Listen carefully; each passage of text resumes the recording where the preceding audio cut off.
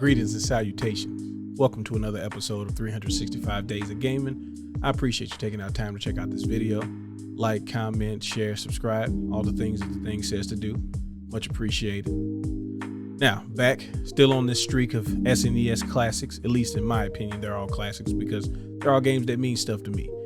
And this list has provided me with the chance to kind of revisit and remember things that I forgot.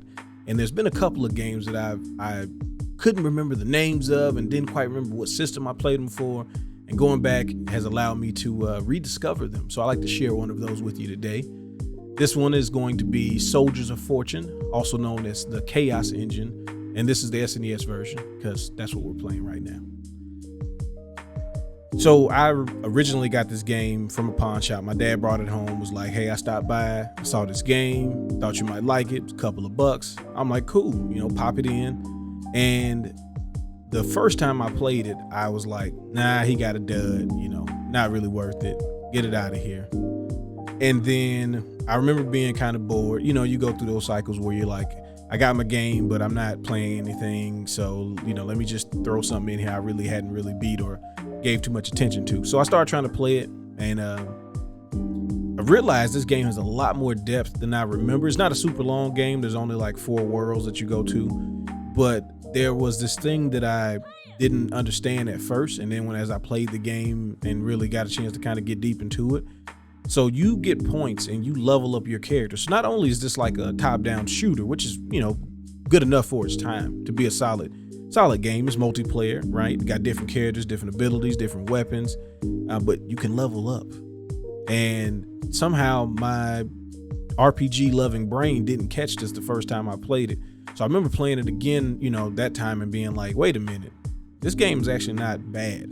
Now it can be really cheap. There are some things that, you can't take as much damage as I would like. The playing it solo is a terrible idea for the most part because you're kind of down a person. You can kind of get the computer to shoot for you sometimes, but a lot of times they just try to do self-preservation on themselves, which will just in turn get you killed. But it's not an easy game. That's probably my only issue with it is you don't have that much health and you can't take that many hits. But other than that, it's a very solid game.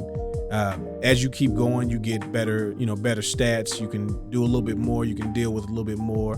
Each of the characters have special abilities, except for the gentleman. You get a starting cost, and based on your 2 characters, you can afford any combination of the 6 characters for your group.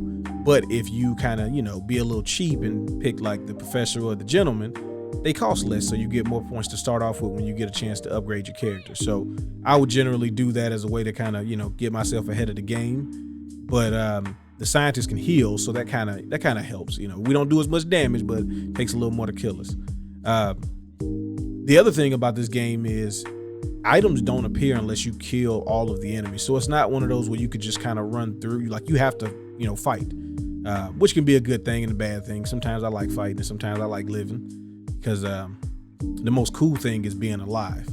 But in this game, you can't run from enemies. You have to, in order for you to get through the levels, you have to kill the enemies. The keys, which usually create bridges or open doors, they won't spawn if the enemies are still alive. So you have to fight them. That was probably like the one cheap thing this game does is making you fight enemies, because they'll put you in situations where you almost got to take a hit guaranteed to get in a position to do damage to the characters. But the game is really fun, and it's a game that I never saw anybody else have. I think I saw like a copy of it in the wild like once at like a con or something, but I've never really seen this game or heard anything about it from like different publications or other people. And it wasn't like the most popular game even in my household. So like when I brought my SNES to my brothers and I'm like, yo, I got all these games, like they weren't clamoring for Soldiers of Fortune. And unfortunately, because of that, when it's time to go to Funko Land and to make a decision on which games stay and which games have to go so that we get new games, this one kind of bit the bullet early in that time frame. So I never really got to spend as much time as I should have with it.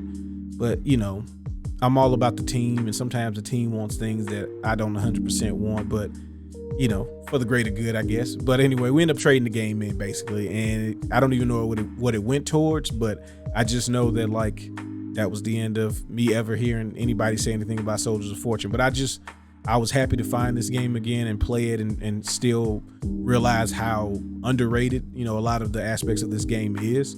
And this is definitely one of those games where, you know, if you're not doing anything, it's definitely fun. You can jump in with a buddy. You're probably going to get cooked.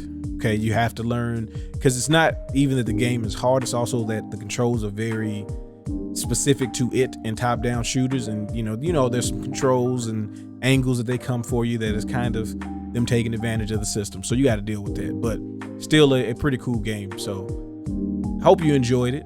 Hope you enjoyed the video. Appreciate you taking out time to check it out. Y'all have fun. Y'all be safe. Peace.